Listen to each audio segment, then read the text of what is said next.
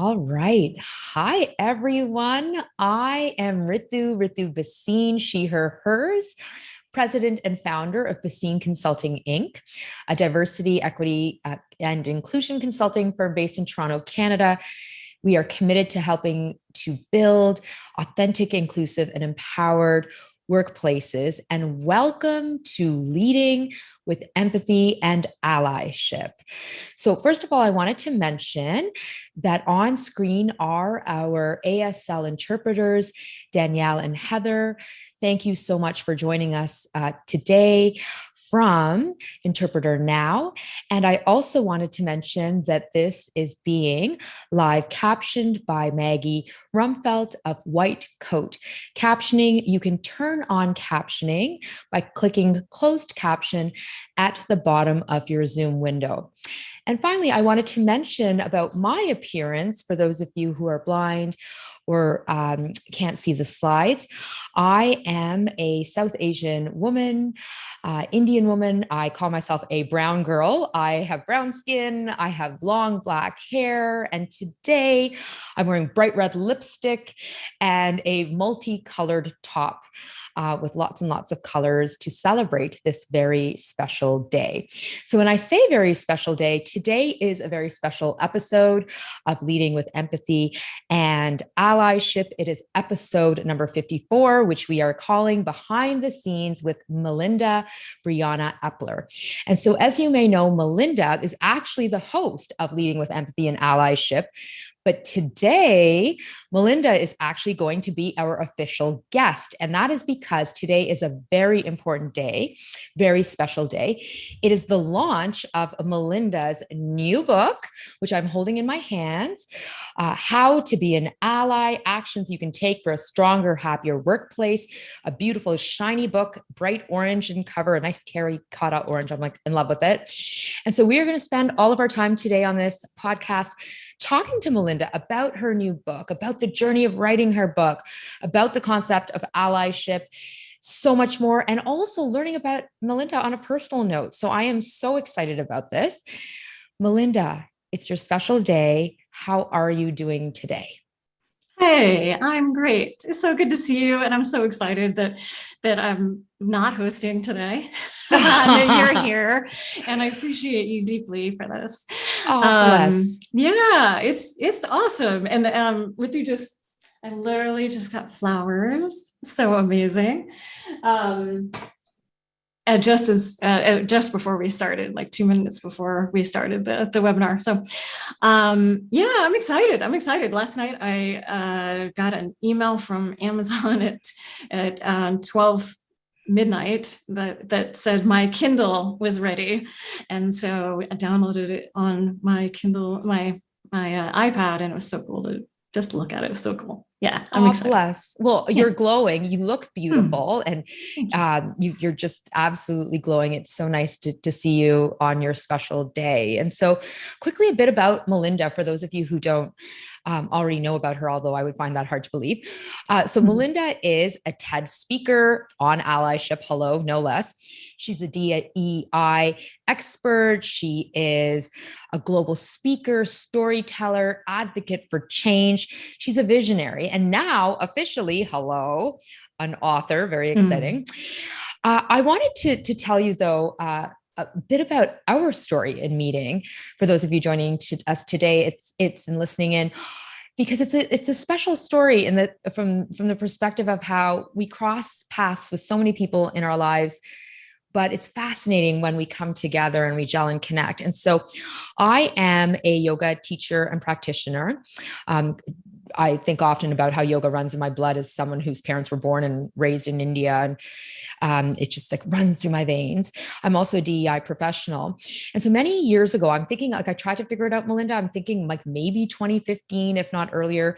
Anywho, I was at a mindfulness conference, and this is like, it would have been at least 6-7 years ago, because this is back when we weren't really talking about DEI very often unless you went to a DEI conference.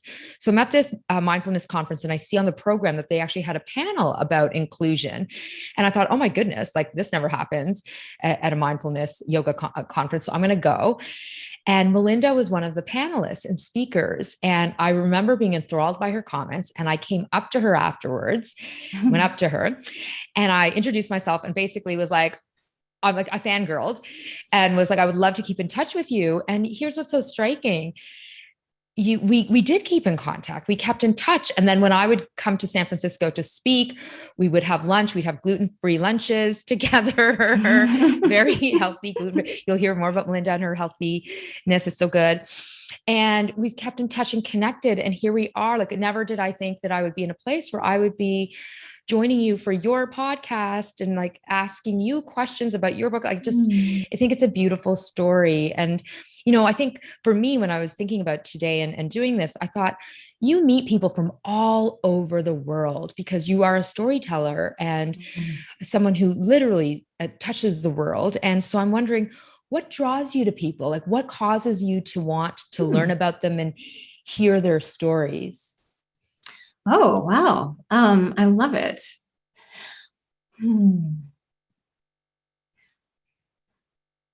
Well, I mean, I'm going to kind of get to that in a circuitous way. I've been focused on storytelling for a good portion of my life, and as a documentary filmmaker for about 10 years, and then storytelling to create social change ever since. And I do believe that the power of stories have the power to change the world, no question in my mind. And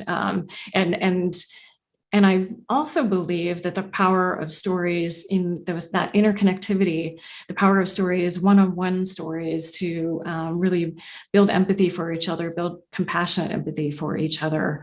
So I'm just I guess a naturally curious person about culture. I studied culture anthropology, so I'm, kind of, it's in my blood to some degree, and right. And so I'm just I enjoyed talking to people about deep things, and about who they are and their authentic selves. Yeah. Right. Well, I love that. And of course, so much of what you've said already speaks to the pillars of allyship. And we'll talk more about that. And speaking of stories, today is all about hearing your stories. And so that's what we're going to do. Like, I'm so excited to ask you a range of questions. And for you listening in, for you joining us today, feel free to add questions into the mix. And you can do so by putting your questions into the Q&A box or into the chat board.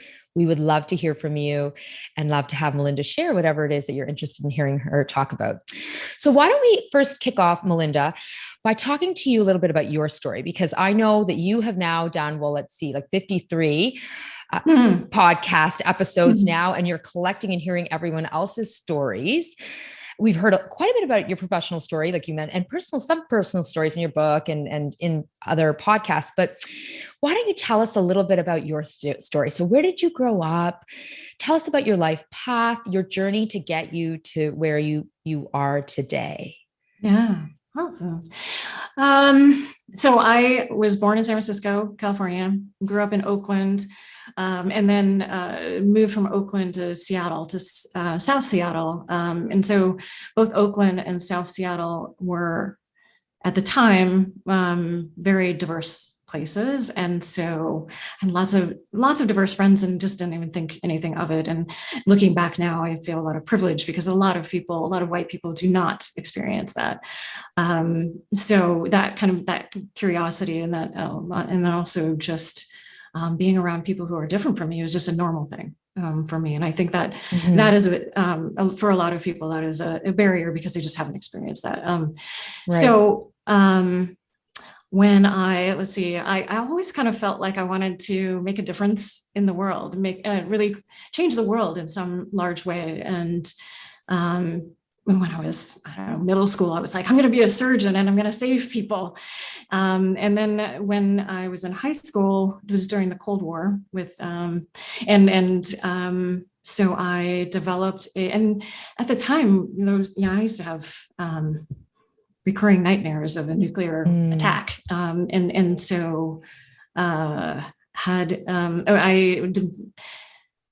created a sister school in the USSR. It's in Uzbekistan now, but at the time, Uzbekistan was a part of the USSR. Right. And we did an exchange between schools during the Cold War, which is like something that we, as kids, went to the USSR in the middle of the Cold War to bridge peace. And that kind of, that shaped me a lot. Traveling as a kid, my family traveled a lot, also shaped me quite a bit. And when I got to college, I sampled lots of different things, from environmental studies to gender studies to comparative literature, and then ended up with cultural anthropology, because I really wanted to know how cultures work and how cultures change and how individuals create change in those cultures. And then the last semester of college, I needed to take an elective and took art.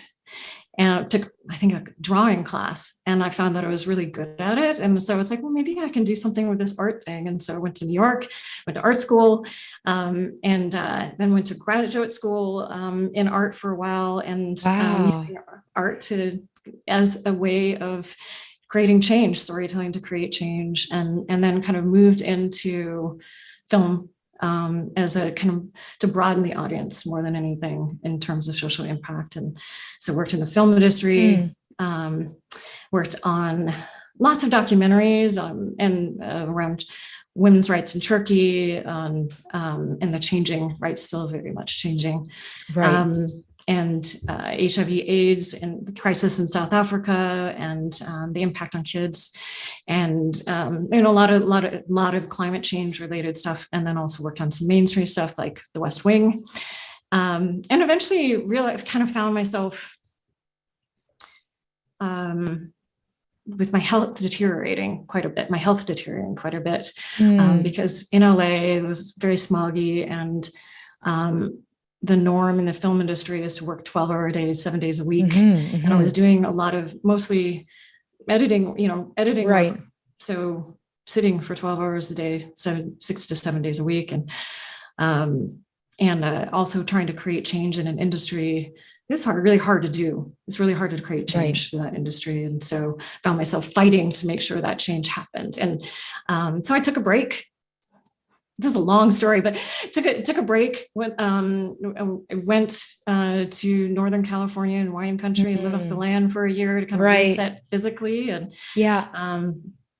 from there became a consultant, working with mission-driven brands, working with large Fortune 500 companies to use storytelling to create social and environmental change, and ended up as an executive eventually with one of my clients. And there I was in a non-inclusive environment, and that's kind of where my book picks up, picks up, and where my TED Talk picks up. So yeah, that's my story. And here we are. So thank you so much for sharing your story. And I know you go into pieces of your story in your book as well, which is really illuminating as it relates to your journey with allyship, but also being really instructive for others about how our life stories, like our journeys that we are on, directly push us into the role of allyship or give us a platform for becoming an ally, but we may not actually take the leap and step into that role. And I'm wondering, allyship for you has certainly been an anchor, like already in all of what you've described. I can see the theme, or I can feel the theme of allyship there. It's an anchor in your life. You've done a podcast on it, devoted an entire podcast on it. Your TED Talk is on it. You've now written a book about it. I'm wondering what it is from your life experiences, from like your childhood upbringing, from California to Seattle, to all the travel, to the international development work you've done, working in exclusionary environments. What is it about your story, your upbringing, your life experiences that push you to make allyship your anchor? Well, I think it was really when I started doing diversity, equity, and inclusion work full time, and working with companies, working with individuals to create change in those companies, and realizing that it's not enough that one or two people Right. in a company doing diversity, equity, and inclusion work cannot change it fundamentally. That it really takes a critical mass of people working together to create change and changing. I mean, we're all the company cultures, right? We're a part of our company cultures. And if we don't change ourselves individually and how we interact with each other, it's not really fundamentally going to change very much. And so I realized pretty early on in the diversity, equity, and inclusion work that it's essential to have allies throughout our workplaces to really create that change and create that transformation. So, and I think that the thread is actually, yes, allyship, but it's also empathy, because allyship is empathy in action. Yes. And it's really, I think that's what changes the world is when we all have more empathy for each other and take action on it. Yeah. Because it's just, to me, the root of many of our largest issues today are a lack of empathy for each other, from climate change and environmental justice to workplace disparity to the wealth gap, the health gap, discrimination throughout our systems, throughout our institutions. So, yeah.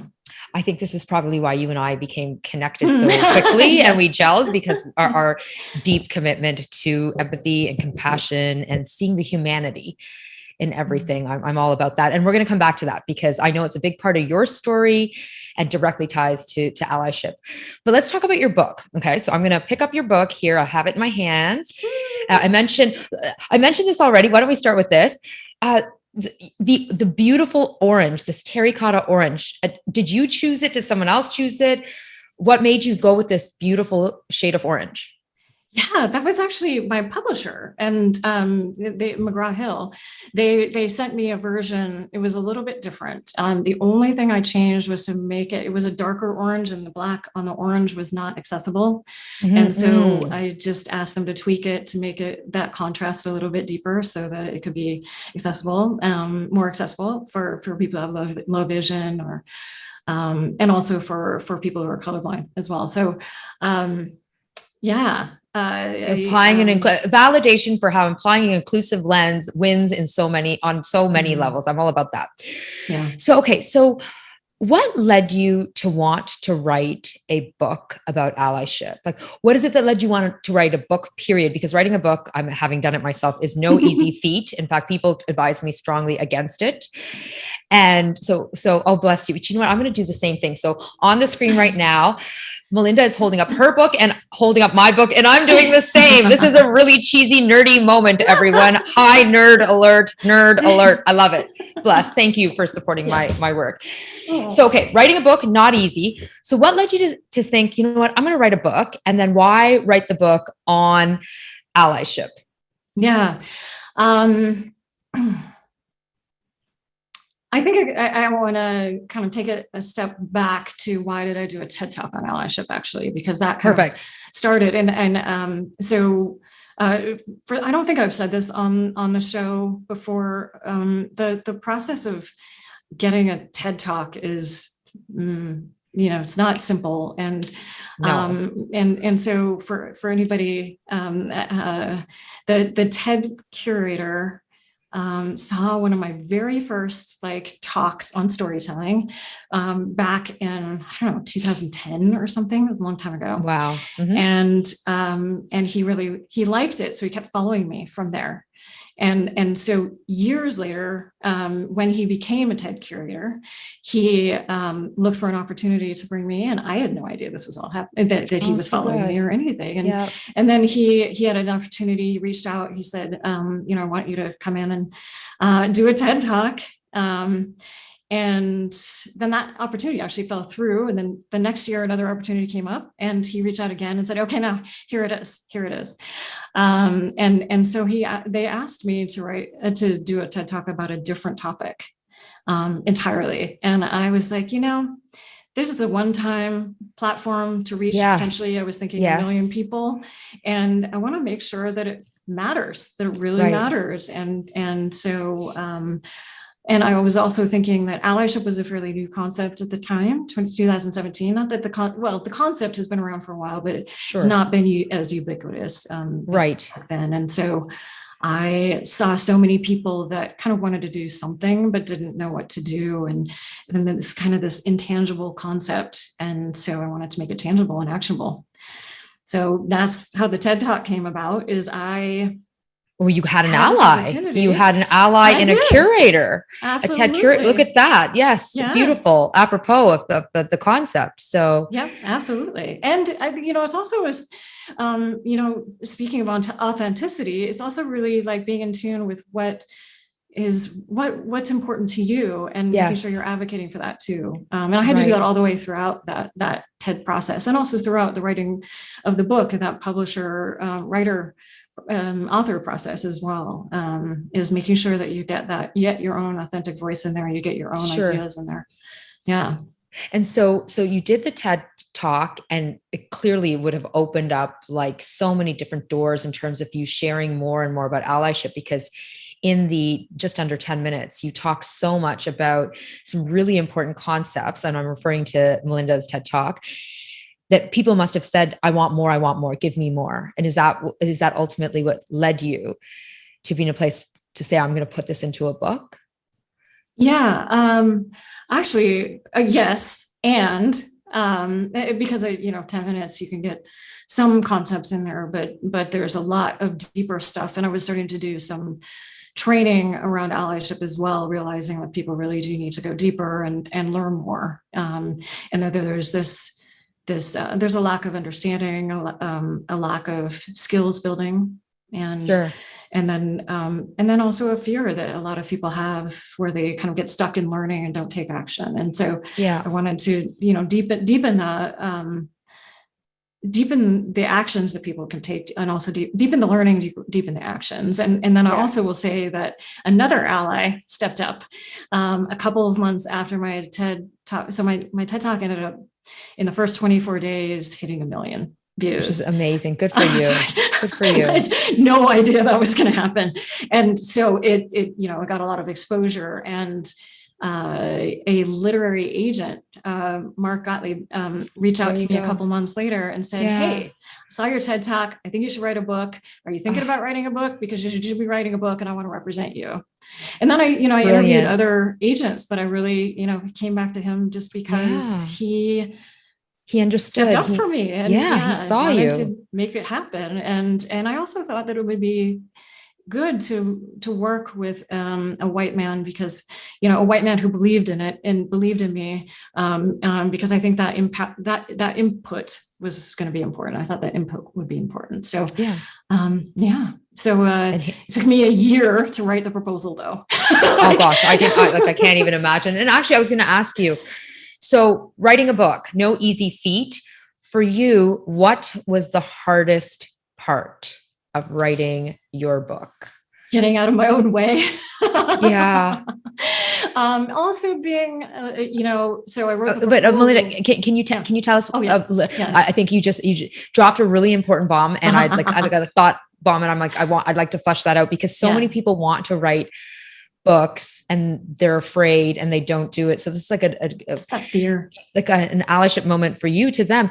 So can you tell us a little bit about what you mean by being in your own way? Yeah. A lot of us have internalized depression from our lived experiences over the years. And I certainly do, in lots of different ways. I'm still trying, I'm still working through that. Therapist, executive coach, all of it to kind of work through that. And I would say that, the TED Talk was it was, I think I'm not sure if the TED Talk or the book were the hardest things that I've had to do. The book took longer, so maybe ultimately, but both of them called up so much of my imposter syndrome, so much of my fear of putting things out there that might not be perfect.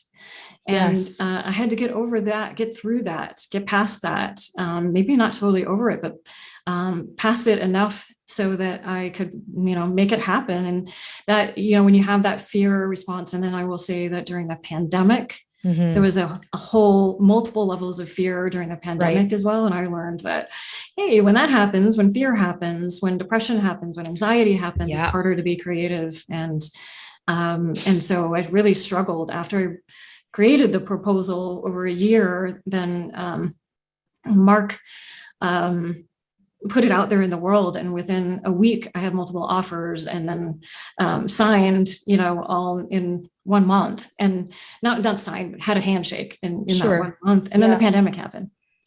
And it took 6 months to even for them to actually sign the contract, because they were furloughing because of all that. And then I will say that I was not ready to write a book when business was pivoting, when the world was hurting, and in so many ways hurting last year and this year. And, and we didn't know where our next paycheck was, all of these things. And I played a role in my kind of waiting to the last minute to write it all.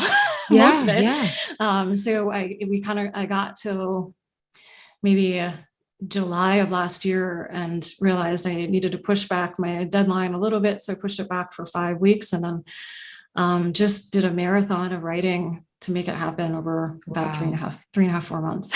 Good for you. And here we are. Yeah. And so I would say, if you want to write a book, do it. But you have to make the time for yourself to do it. Yes. I found that I couldn't sit at my desk all day, every day at work, and then do the same on the weekends and nights writing. I had to go outside of that, whether that was out in the wilderness or that was, just out in somewhere green. I wrote most of my book outside. And so wherever gets that creative juice flowing for you, do it, make that happen, and make that space for you. Yeah. Well, I know Melinda and I are Instagram friends, and we're real friends, and we're friends on Instagram, which makes us like actually real friends. And so I'm always checking Melinda's Instagram stories, and I know from being your friend that you on weekends when you were writing, you'd be in beautiful environments. And I was thinking to myself, like, what a beautiful space it's hard to be creative on command. Like, I know this from writing my own book, The Authenticity Principle, but when you're in beautiful spaces, it can help to be inspiring. So it's so great that you did that. Another question I have for you is, I found when I wrote my own book, The Authenticity Principle, I didn't expect that it would change my life as much as it did.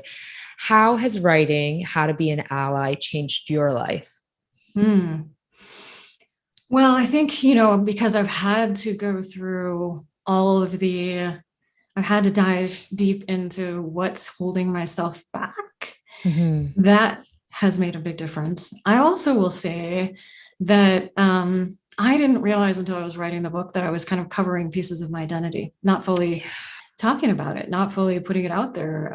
I'm bi, and it never occurred to me to really say much about that or put that out there. And so I wrote it in the book, and I was like, oh, wow, that's kind of big, because I haven't really written it down before, right? Can we just have a personal moment for everyone, like for the thousands, the bazillions of people who will be listening one day? I didn't know that about you until I read your book. And I'm your friend. Like when I was reading your book, and I was like, oh, I didn't know that. Yeah. It's fascinating. Well, right? I think it's one of the issues. I mean, not issues, but complexities maybe about being bi, is that people assume whether if you're in a relationship with a woman, people assume you're lesbian. If you're in a relationship with a man, people assume that you're. That's what I assume, that you're straight. And right. And so, that is one of the issues. Without putting it out there, nobody knows. And I sort of realized, oh, well, I have feel like I have a responsibility to do that. Why haven't I done that before? So I actually will be talking more about that in the future too. So that's one. I also kind of working through all the anxiety and fear around it has helped me to get to a place where I could write, also has gotten me further just in life. Right. And really embracing who I am, embracing my voice. And I do consider myself a writer, but I took a long break from writing, years of not really writing very much. And so also I realized just how much I love writing. So good. Yeah. Well, you write so beautifully. And so I have said this to you before, and I'm not just blowing sunshine for the sake of it. As a DEI practitioner, as someone who reads a lot of DEI content, I thought your book was excellent. Like I was struck by how practical it was, how much data you have in there, in your allyship report as well, which, and by the way, I've noticed in the chat board that we linked to Melinda's allyship TED Talk. There's also an excellent allyship report filled with data that we can link to as well for you all, that talks a lot about the allyship work that data you've collected in the workplace. And so your book is practical, it's data driven, it is filled with stories, it's very personal, practical, all of it. So I think I'm so glad that you've written this book. And at a time when, you mentioned this earlier, the concept of allyship has been around for many, many years, but a spotlight on it, a rightful spotlight, was shone upon it last year, I would say, after the murder of George Floyd and other Black Americans in particular. And there's so much more being said about allyship. So why don't we talk? Your whole podcast is dedicated to allyship. So I'm not going to get into core concepts, because you've got 53 other episodes you can listen to, including one with me, where I talk about authenticity and allyship and more. Anywho, what I want to do is talk to you about some of the things that perhaps have not been explored in other podcasts, because we're coming behind the scenes with you, Melinda, in sharing. So first of all, reading the State of Allyship report, which Melinda has so kindly put a link to up in the board. Some of the, reading your book and reading the report, I can't help but wonder, and I say this as someone who deeply cares about empathy, compassion, vulnerability, and so much more. I'm wondering, though, some of the attributes that are connected to allyship that the report refers to, you refer to in your book, feel kind of hippy-dippy, squishy for hardcore corporate leaders. Like for those of us who understand why empathy is so important, vulnerability is important, authenticity is important, compassion is important. For those of us who get it, it's like we see the direct line between leadership, wellness, allyship, we get it. But for a lot of left-brained, highly analytical, hardcore corporate leaders, like this feels like soft, squishy, hippy-dippy stuff. So how can we bring hardcore corporate leaders who are like too squishy on side? Yeah, I would say that the hippy dippy stuff, as you call it, is what changes hearts and minds ultimately. And so creating a space for those hardcore leaders to be in where they can explore the squishier stuff is the key, honestly. And what we've learned in our report, in our research, is that most people learn about the need for allyship through a one-on-one story. Whether that is the top one is learning from their colleagues or friends, right? So that means all of us, unfortunately, because it can be traumatic, but all of us need to tell our stories in order to help create that change. It's your colleagues, it's your friends, partners. If you're, whether that is your significant other or that is a work partner. So telling that, and that's the that empathy again, really building that empathy. And so I think there's a few things. One is that we need to create those safe spaces to have those conversations for those leaders to be vulnerable, authentic, explore empathy, build empathy for each other, for the people that work for them and with them.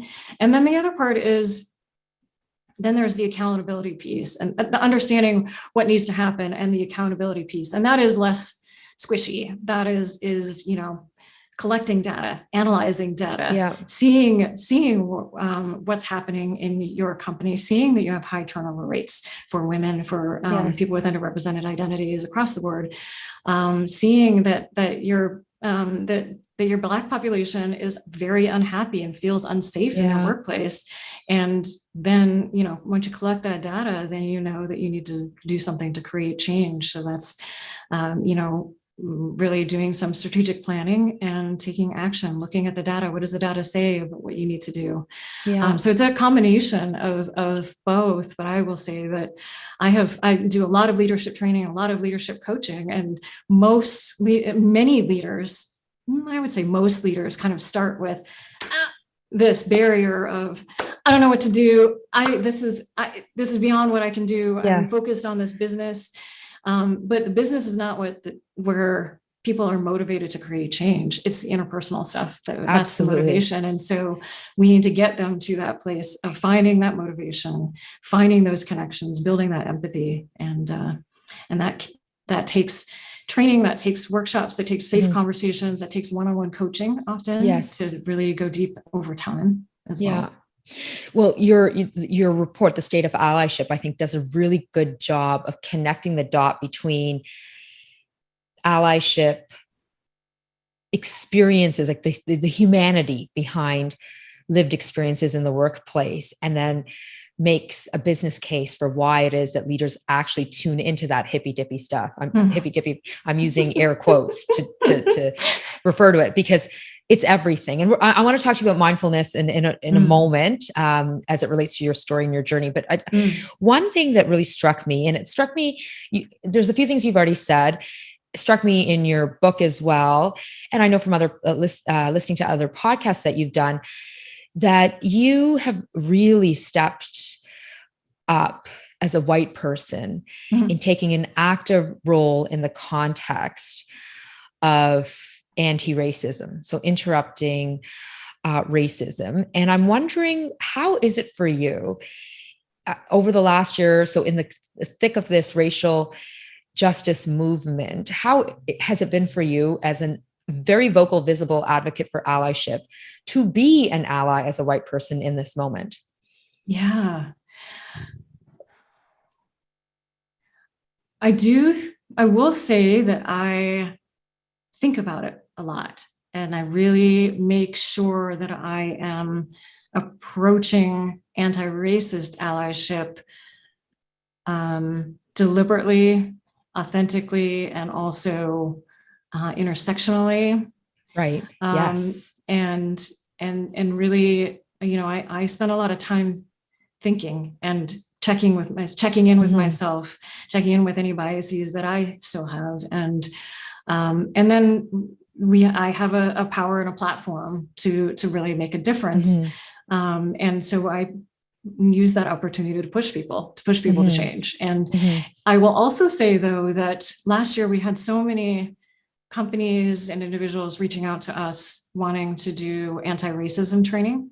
Yes. And I just decided I'm not going to do explicitly anti-racism training. I am going to refer them to colleagues who have that lived experience of racism, because I think that is really important. And there are so many folks that do that work amazingly. And so I don't take that work. I refer people. Having said that, I also embed anti-racism into all of my work. Yes. And it is a core piece of whether it's inclusive leadership training or it's empathy and allyship training, or it's my coach and executive coaching. I am really embedding that into everything. And I think the other piece that I have learned is my own self-exploration is important too, as a white person. Yeah. I actually worked hard to put some of these instances in my book of different areas where learning experiences myself, where I, when I graduated from college, I still thought we were in a post-racial world. I didn't think racism existed. Systemic racism existed. And so it was there was an aha moment for me there in my first year of college, where I listened to my fellow students and wait, what is happening? Why did I grow up that way? We all need to be asking ourselves that question. Yes. And then what can I do about it so that the next generation doesn't grow up that way? And then what do I do from here to change things and to make it better and to help the collective healing that needs to happen? Sure. you're referring to your personal experiences from childhood. I'm wondering, so you are in an interracial romantic relationship, and I'm wondering how that helps to inform your experiences with allyship in the context of anti-racism work. Oh, it's amazing. I mean, sad, and in some ways, because I have learned so much. But I will say that Wayne and I, doing diversity, equity, and inclusion work together, he's also my business partner. Can you just, sorry, so I know this because, again, I'm your friend and I follow you on Instagram and I see pictures of you and Wayne all the time together. Woo. But could you just give us a little bit of background about Wayne's culture, racial, ethnic, cultural identity? Sure. Yeah. Wayne is a Black man. Yes. I think this is an important detail we should share so that to make it right. Yeah. Yeah. Wayne is a Black man. We actually met when I was an executive.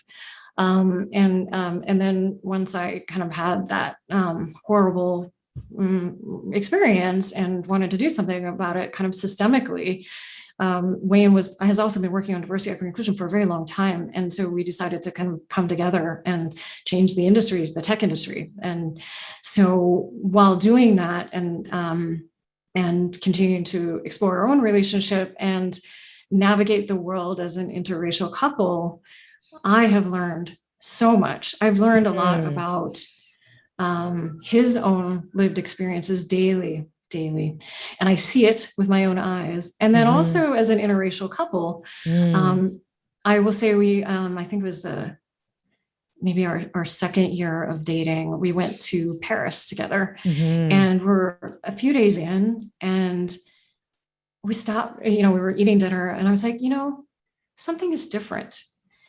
I'm not experiencing, I didn't realize it when we lived in San Francisco. So we were outside of San Francisco in Paris, that in Paris, people are just treating us like any couple. It's different. There's resistance still here in the United States, and it's really subtle. I have one of my kind of big aha moments when I was in college was a friend of mine moved from Seattle, she's Black, and moved from Seattle to Atlanta and to go to school. And what she said was that it's refreshing in Atlanta because at least that people are racist, and that's overt, not like the underlying little racism that you experience and you just don't know. Like the racial micro inequities or that's right. And the the surface level, on the surface level, a lot of people aren't, but then when you go deeper and you get there's little microaggressions, there's little, you're so articulate all over. And but in the South, like people stare at us as an interracial couple. Right. It's very clear. It's overt. Yes. In San Francisco, it's less so. Polite. It's like little things like people will, sometimes they will only talk to me.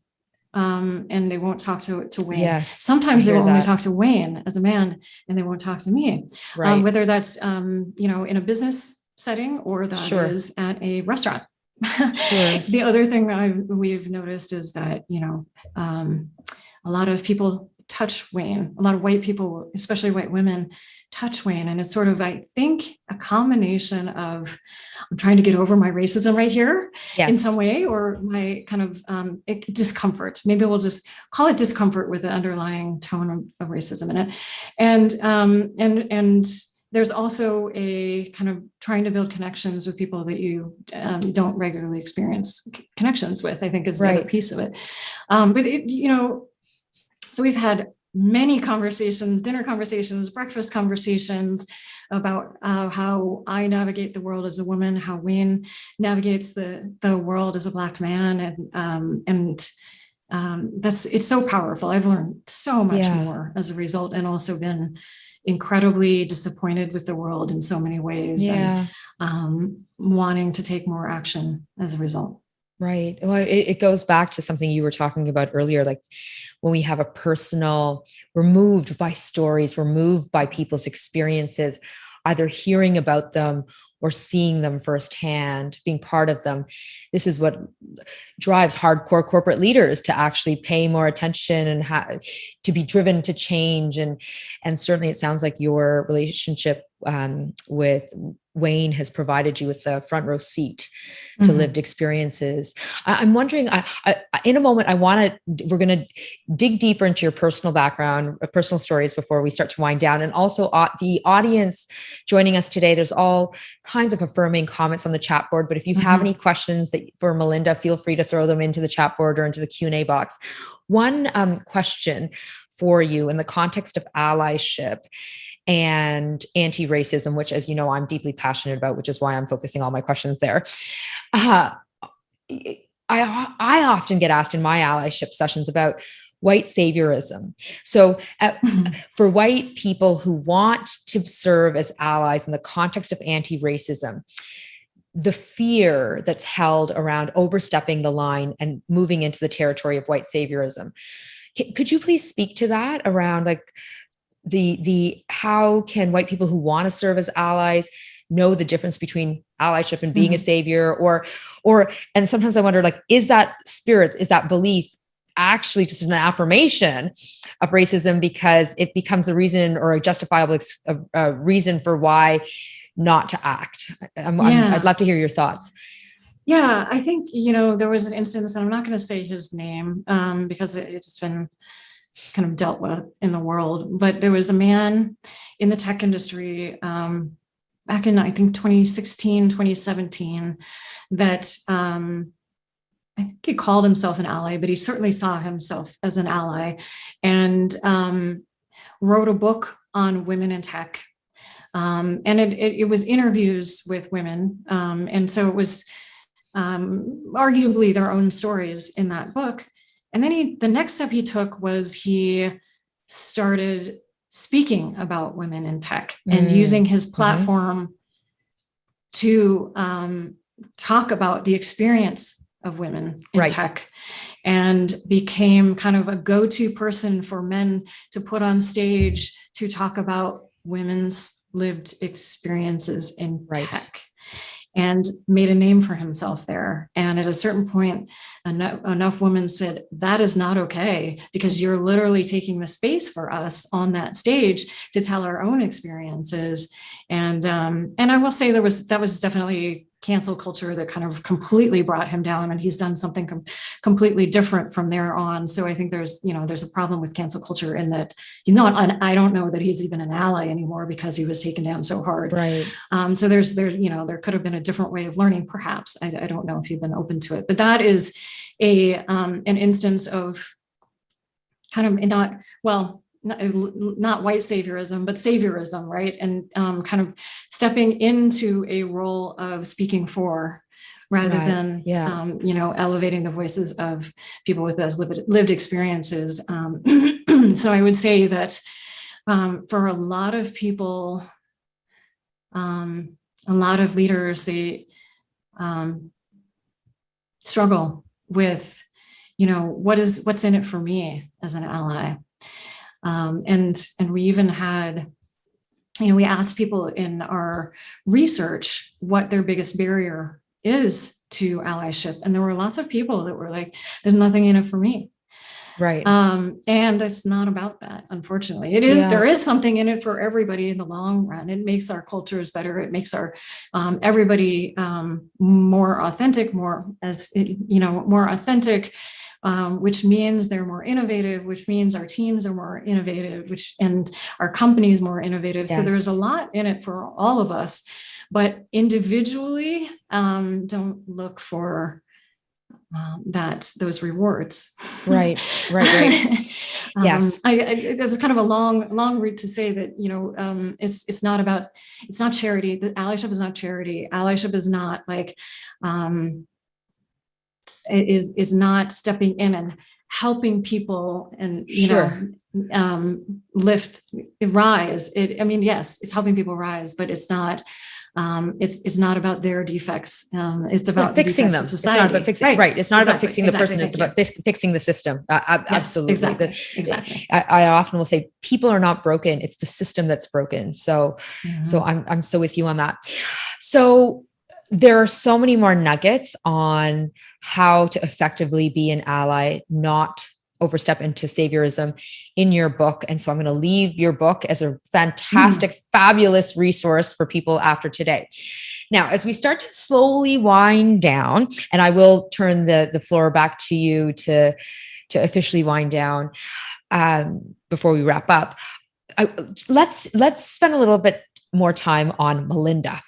And so, and I mentioned this earlier. So I talked about how I first met you at a mindfulness conference. You're very open about your commitment to mindfulness, yoga. You got fabulous yoga arms. I've commented on that before, like you and Michelle Obama, love. So great compliment to be put next to Michelle Obama and her arms. Yes, I'm all about it. Thank you. Good. So can you tell us about the impact of yoga on the work that you do on your journey of being an ally, the impact of mindfulness on being an ally in the work that you do in this space? Yeah, I think, it also delves into authenticity too. I will say mindfulness is because it's helped me so much to better understand myself and really get to know myself. And I do believe that is a key piece of being a good ally, is knowing myself, is checking in with my own experiences. And so that is a piece of it. I started meditating in 2010, 2011, something like that, and really meditating pretty much every day in 2012. So I meditate every single day. And I do yoga multiple times a week. And it's that combination is actually the beauty of it is the asana to get your body flowing so that you can be healthy, so that you can sit. And, the union. And especially when doing diversity, equity, and inclusion work that can be very toxic, you need to move through your body, that toxicity, and also your mind. And so meditation has helped me kind of slowly remove the layers of